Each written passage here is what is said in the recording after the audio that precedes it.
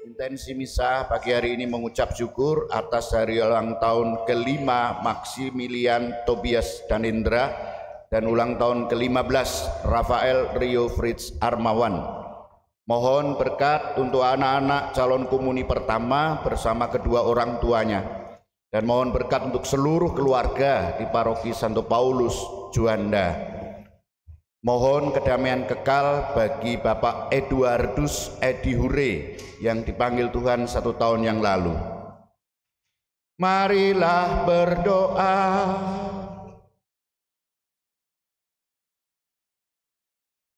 Ya Allah, meskipun putramu telah bersatu dengan Diko di surga, kami percaya bahwa ia senantiasa menyertai dan mendoakan kami.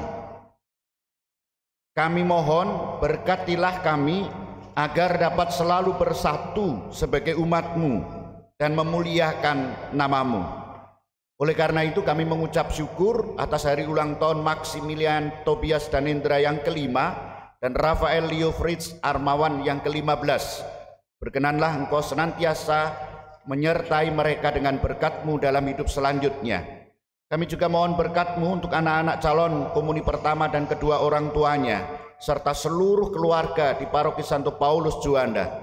Semoga mereka semua sungguh para keluarga menjadi pewaris iman bagi gereja-Mu. Kami juga mohon agar Bapak Eduardus Edi Hure Kau terima dalam keabadian setelah membersihkan jiwanya dari segala dosa. Demi Yesus Kristus Putra-Mu, Tuhan dan pengantara kami, yang hidup dan berkuasa bersama Bapa dan Roh Kudus, Allah sepanjang segala masa. Amin. Kita mendengarkan sabda Tuhan.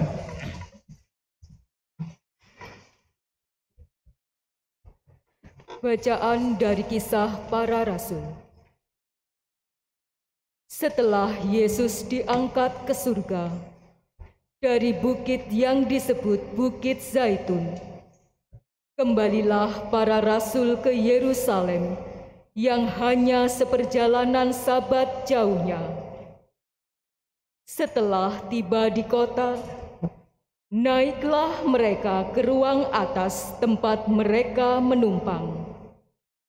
Mereka itu ialah Petrus dan Yohanes, Yakobus dan Andreas, Filipus dan Thomas, Bartolomeus dan Matius, Yakobus bin Alfeus, Simon orang Zelot, dan Yudas bin Yakobus.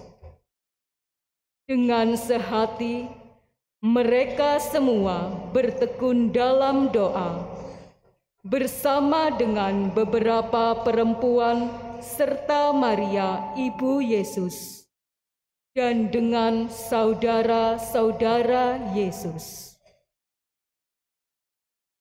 Demikianlah sabda Tuhan.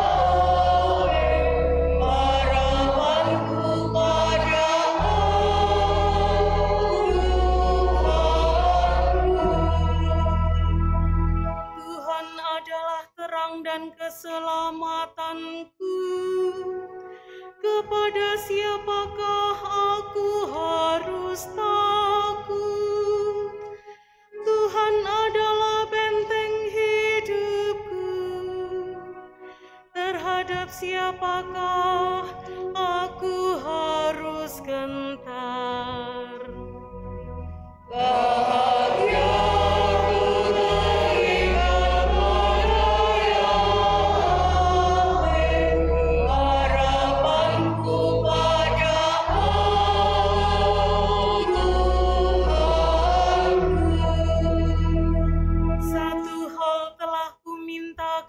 kepada Tuhan.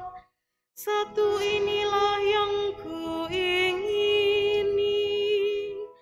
diam di rumah Tuhan seumur hidupku, menyaksikan kemurahan Tuhan dan menikmati bait-Nya.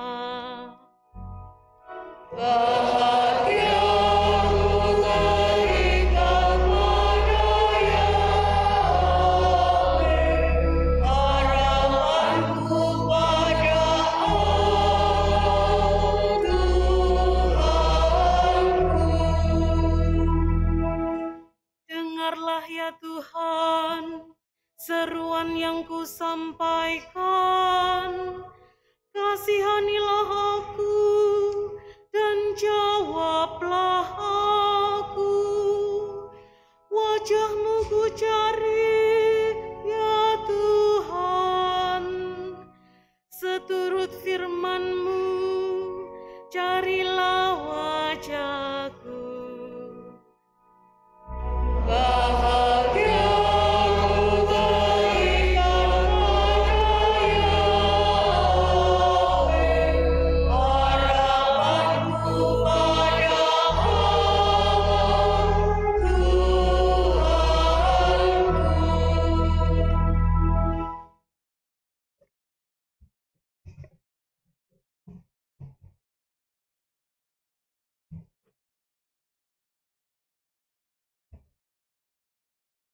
Bacaan dari surat pertama Rasul Petrus. Saudara-saudara terkasih, bersukacitalah sesuai dengan bagian yang kamu dapat dalam penderitaan Kristus. Dengan demikian, kamu pun boleh bergembira dan bersukacita pada waktu Kristus menyatakan kemuliaannya. Berbahagialah kamu jika dinista karena nama Kristus, sebab roh kemuliaan, yaitu roh Allah, ada padamu. Janganlah ada di antara kamu yang harus menderita sebagai pembunuh atau pencuri, penjahat atau pengacau. Tetapi jika kamu harus menderita sebagai orang Kristen, janganlah malu karena hal itu. Malah, kamu harus memuliakan Allah dalam nama Kristus itu. Demikianlah sabda Tuhan.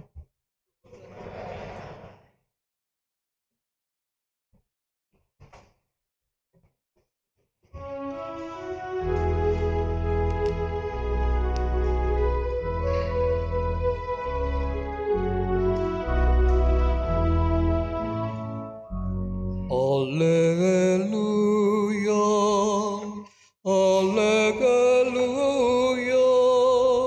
alleluia. Haleluya, haleluya, haleluya. Aku tidak akan meninggalkan kamu sebagai yatim piatu, sabda Tuhan. Aku akan datang lagi, dan hatimu akan bersukacita. Haleluya, haleluya, haleluya. Tuhan bersamamu dan bersama rohmu. Inilah Injil Yesus Kristus menurut Yohanes. Dimuliakanlah. Dalam perjamuan malam terakhir, Yesus menengadah ke langit dan berdoa, "Bapa, telah tiba saatnya, muliakanlah puteramu, supaya puteramu memuliakan Engkau. Sama seperti Engkau telah memberikan kepadanya kuasa atas segala yang hidup Demikian pula Ia akan memberikan hidup yang kekal kepada semua yang telah Engkau berikan kepadanya.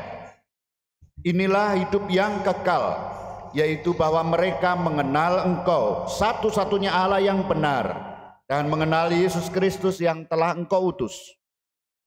Aku telah memuliakan Engkau di bumi dengan menyelesaikan pekerjaan yang Kau berikan kepadaku untuk aku lakukan. Sekarang ya Bapa, muliakanlah aku di hadirat-Mu sendiri, dengan kemuliaan yang aku miliki di hadirat-Mu sebelum dunia ada. Aku telah menyatakan nama-Mu kepada semua orang yang Kau berikan kepadaku dari dunia. Mereka itu milik-Mu, dan Engkau telah memberikan mereka kepadaku, dan mereka telah menuruti firman-Mu. Sekarang mereka tahu bahwa semua yang Kau berikan kepadaku itu berasal dari Engkau. Sebab segala firman yang Kau sampaikan kepadaku telah aku sampaikan kepada mereka, dan mereka telah menerimanya. Mereka tahu benar-benar bahwa aku datang dari Engkau, dan mereka percaya bahwa Engkaulah yang telah mengutus aku. Aku berdoa untuk mereka, bukan untuk dunia aku berdoa, tetapi untuk mereka yang telah Engkau berikan kepadaku, sebab mereka adalah milik-Mu, dan segala milikku adalah milik-Mu, dan milik-Mu adalah milikku, dan aku telah dimuliakan di dalam mereka. Aku tidak lagi ada di dalam dunia, tetapi mereka masih ada di dalam dunia, dan aku datang kepadamu. Demikianlah Injil Tuhan. Terpujilah Kristus.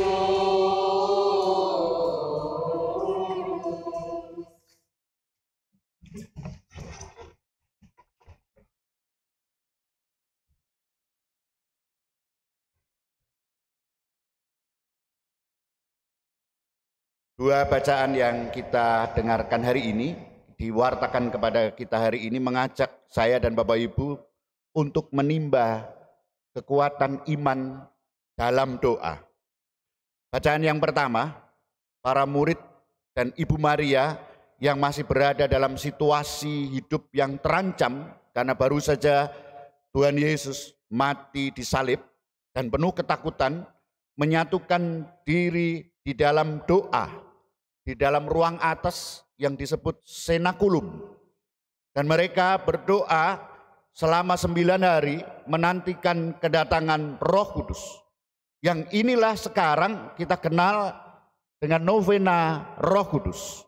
Selama 9 hari sejak Tuhan Yesus naik ke surga, seluruh gereja di dunia berdoa memohon turunnya Roh Kudus yang memperbaharui kehidupan gereja.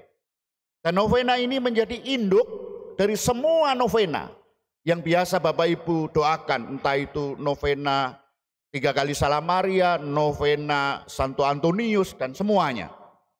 Kesetiaan dalam doa bersama ini jelas diteruskan dari Tuhan Yesus sendiri. Karena dalam bacaan Injil kita menyaksikan Tuhan Yesus berdoa bagi para muridnya, bagi kita para muridnya yang masih berjuang sekarang ini di dunia. Ada beberapa hal penting yang bisa kita petik dari doa Tuhan Yesus ini. Yang pertama, relasi yang dekat dan mendalam dengan Allah. Allah bukanlah yang jauh, tetapi yang sangat dekat, maka disebut Bapa. Kedekatan dan kedalaman relasi ini sudah diajarkan Tuhan Yesus ketika Tuhan Yesus mengajarkan kepada kita doa Bapa kami, Bapa kami. Dalam banyak kesempatan Tuhan Yesus selalu berdoa ketika mau memilih para muridnya, ketika akan dan setelah menggandakan roti, menyembuhkan orang sakit, membangkitkan Lazarus, dalam banyak kesempatan. Tuhan Yesus memiliki banyak waktu untuk berdoa.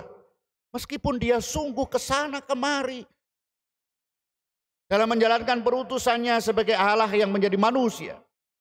Tuhan Yesus hidup sebagai manusia yang terikat oleh ruang dan waktu. Sebagai manusia yang terikat oleh ruang dan waktu, betapa mendasarnya doa itu bagi Tuhan Yesus. Di dalam doanya, Tuhan Yesus menjalin kedekatan relasi dengan Allah Bapanya. Dia sebagai putra Allah, maka melalui baptis Bapak Ibu dan para saudara, saya dan Bapak Ibu adalah putra putri Allah. Allah adalah Bapa kita. Oleh karena itu, relasi dan komunikasi kita dengan Allah terjadi melalui doa. Terjadi melalui doa dan banyak kesempatan. Dan tentu saja dalam banyak situasi kita dapat berkomunikasi dengan Allah Bapa kita. Bisa dibayangkan sebagai seorang anak, saya atau Bapak Ibu atau sebagai orang tua Bapak Ibu minim berkomunikasi sebagai anak dengan orang tuanya. Dan komunikasi anak kepada orang tua itu pun seringkali mungkin hanya meminta dan meminta terus. Apakah ini komunikasi kita dengan Allah Bapa kita? Para saudara, doa merupakan komunikasi iman dengan Allah Bapa kita. Kekuatan iman. Doa bukan jalan keluar. Kalau Bapak Ibu menghadapi masalah dengan doa apa selesai? Tidak. Tetapi memiliki kekuatan untuk menghadapi masalah itu. Itu yang pertama. Relasi yang dekat dan mendalam dengan Allah. Yang kedua, sebagai seorang anak, para saudara, tentu saja sebagai anak tidak hanya omong dengan orang tua, tetapi terlibat di dalam pekerjaan yang dilakukan orang tua sehari-hari di rumah, membantu orang tua. Sebagai anak yang baik tentu saja melaksanakan apa yang ditugaskan oleh orang tua. Mungkin kita cenderung mengatakan itu diperintahkan. Tetapi sebenarnya orang tua minta tolong kepada anak. Dalam doanya tadi, Tuhan Yesus mengungkapkan, aku telah mempermuliakan engkau di bumi dengan jalan menyelesaikan pekerjaan yang kau berikan kepadaku untuk kulakukan. Sangat jelas para saudara, bahwa mempermuliakan Allah adalah menyelesaikan pekerjaan yang telah diberikan Allah kepada Tuhan Yesus. Maka sebagai putra-putri Allah, saya dan para saudara hendaknya berani mengungkapkan hal yang sama. Bukan hanya memohon, bukan hanya meminta, bukan hanya mengeluh, tetapi mempermuliakan Allah dengan menyelesaikan pekerjaan yang diberikan Allah kepada saya dan para saudara. Pekerjaannya apa? Mewartakan kasih, membagikan kasih yang menyelamatkan. Maka yang menjadi permenungan kita bersama, saya dan para saudara sebagai putra-putri Allah yang berjuang untuk menyelesaikan pekerjaan yang diberikan Allah kepada kita. Benarkah kita berjuang untuk itu? Benarkah sebagai seorang ayah, sebagai seorang suami, sebagai seorang ibu, sebagai seorang istri, sebagai anak-anak, kita memuliakan Allah dengan menyelesaikan pekerjaan yang diberikan kepada kita? Mewartakan kasih, membagikan kasih satu sama lain di dalam keluarga. Benarkah sebagai putra-putri Allah kita juga memuliakan Allah dengan menyelesaikan pekerjaan sebagai warga gereja, pengurus lingkungan, saya sebagai seorang imam? Apakah juga menyelesaikan pekerjaan itu atau meninggalkan begitu saja?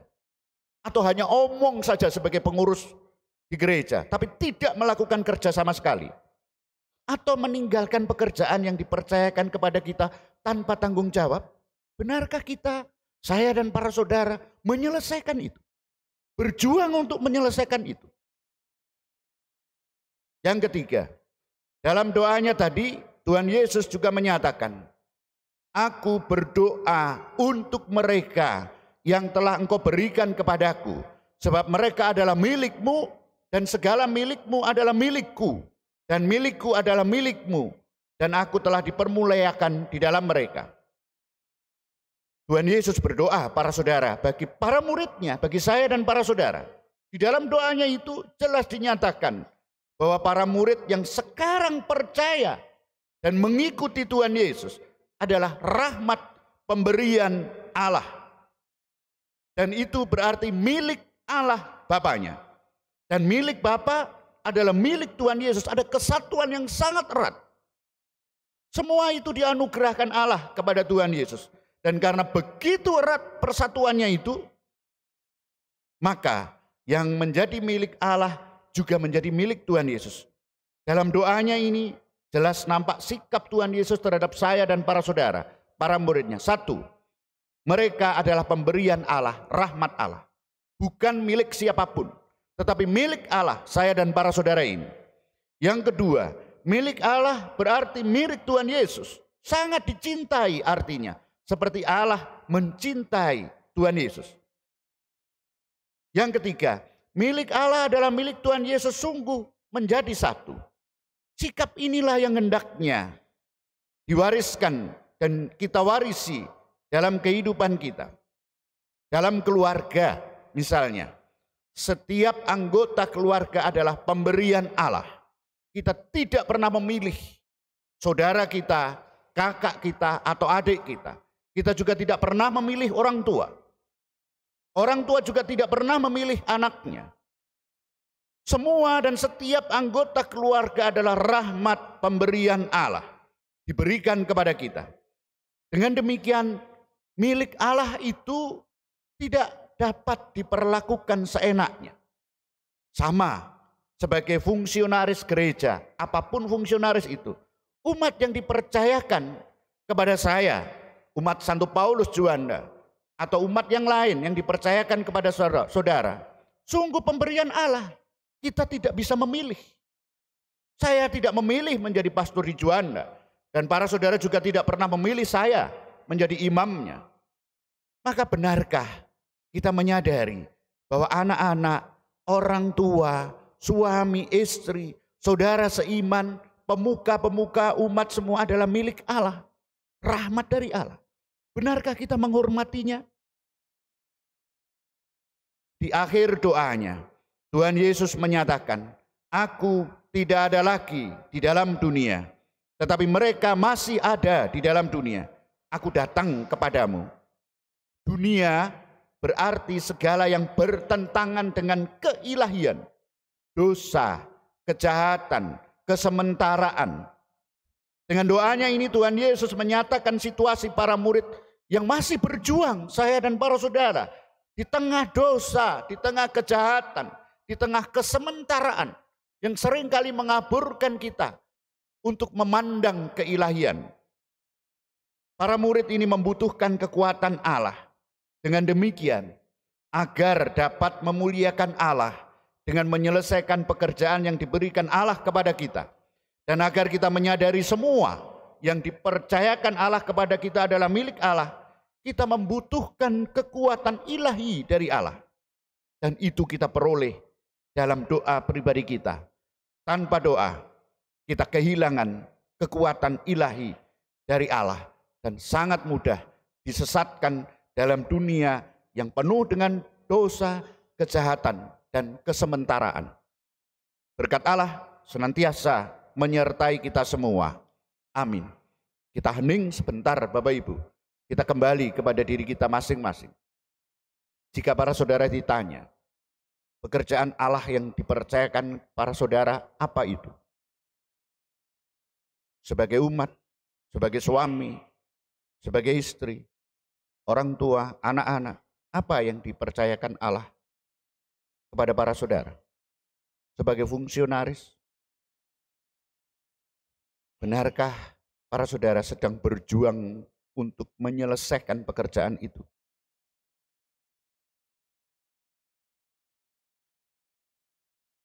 Hambatan-hambatan apa saja yang para saudara hadapi? Bagaimana hidup doa saudara secara pribadi dan di dalam keluarga? Merasa percuma, sulit karena banyak hambatan, atau bagaimana? Benarkah bagi saudara doa merupakan kekuatan untuk berhadapan dengan hidup